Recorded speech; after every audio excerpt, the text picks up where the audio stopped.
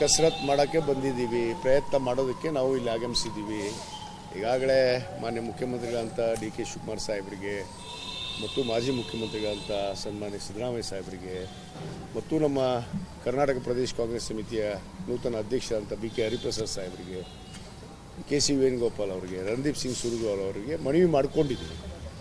ಯುವಕರಿಗೆ ಇವತ್ತು ನಮ್ಮ ರಾಷ್ಟ್ರ ನಾಯಕರಂತ ಸನ್ಮಾನ್ಯ ರಾಹುಲ್ ಗಾಂಧಿಯವರು ಈಗಾಗಲೇ ಯುವಕರಿಗೆ ಒಂದು ಸಂಘಟನೆ ಮುಖಾಂತರ ಬಂದಂಥವರಿಗೆ ಗುರುತಿಸಿ ಅವಕಾಶ ಕೊಡುವಂತಿದ್ದಾರೆ. ಸಮುದಾಯವಾರ ಆಗಿರ್ಬೋದು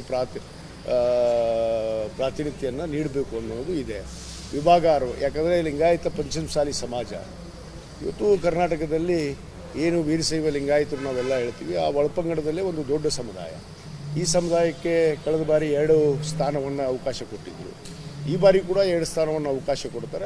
ಅದರಲ್ಲಿ ನನಗೂ ಕೂಡ ಬಾಗಲಕೋಟೆ ಜಿಲ್ಲೆಯಿಂದ ನನಗೂ ಕೂಡ ಅವಕಾಶ ಕೊಡ್ತಾರೆ ಅನ್ನೋದು ವಿಶ್ವಾಸ, ಭರವಸೆ ನನ್ನಲ್ಲಿದೆ. ಈಗ ಪಂಚಪೀಠಾಧೀಶ್ವರರು ಈ ನಾಡಿನ ಈ ಪ್ರಪಂಚದ ನಮ್ಮೆಲ್ಲರ ಸಾಕ್ಷಾತ್ ದೇವರು ಅಂತ ನಾವು ಪರಿಗಣಿಸ್ತೀವಿ.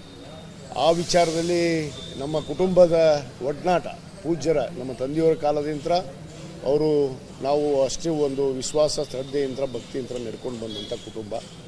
ಆ ಒಂದು ಗುರುಗಳ ಆಜ್ಞೆಯನ್ನು ಕೂಡ ಪಾಲನೆ ಮಾಡಬೇಕಾಗತ್ತೆ. ಇವತ್ತು ಅವರು ಕೂಡ ನಮ್ಮ ತಂದೆಯವರ 24 ವರ್ಷದ ಏನು ಪುಣ್ಯಸ್ಮರಣೆ ಕಾರ್ಯಕ್ರಮದಲ್ಲಿ ಇವರಿಗೆ ಸಚಿವವನ್ನು ಮಾಡಿದರೆ ಪಕ್ಷ ಸಂಘಟನೆ ಆಗುತ್ತೆ, ಸಮುದಾಯ ಸಂಘಟನೆ ಆಗುತ್ತೆ.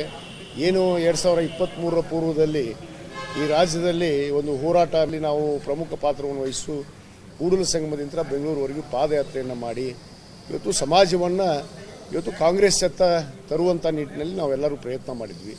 ಆ ಪ್ರಯತ್ನವನ್ನು ಇವತ್ತು ನಮ್ಮ ನಾಯಕರು ಮನಗಣಿಸಿದ್ದಾರೆ. ಖಂಡಿತವಾಗಿ ಆ ಎಲ್ಲ ವಿಚಾರಗಳನ್ನ ಇಟ್ಕೊಂಡು ಮುಂದೆ ಬರುವಂಥ ಚುನಾವಣೆ ಆಗಿರ್ಬೋದು, ಇವತ್ತು GBA ಚುನಾವಣೆ ಆಗಿರ್ಬೋದು, ಮುಂದೆ ಬರುವಂಥ ವಿಧಾನಸಭಾ ಚುನಾವಣೆಗೆ ಮತ್ತೆ ಈ ಸಮುದಾಯ ಗಟ್ಟಿಯಾಗಿ ಕಾಂಗ್ರೆಸ್ ಪಕ್ಷದ ಜೊತೆಗೆ ನಿಲ್ಲಬೇಕು ಅನ್ನೋದು ನಮ್ಮ ನಾಯಕರ ಒಂದು ಅಭಿಲಾಷೆ ಆಗಿದೆ.